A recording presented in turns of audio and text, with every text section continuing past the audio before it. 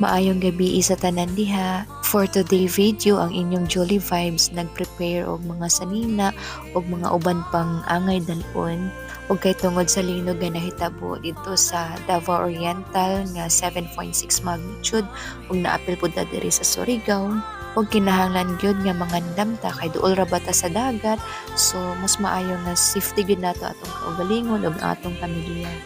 Ako sawanon kay ko og trauma ko aning mga linog-linog kay tungod atong nahitabo sa 2023. Og lisod kaayo og wala tay man diri sa atong panimalay kay maningkamot jud ta. Og need nato magpaka-strong kay naatay sakop diri nga dapat dili pod sila sa wanot. So bali nag-andam lang ko og mga angay dalon pero wala ko kapalo kung asa ko pasingod ani oy.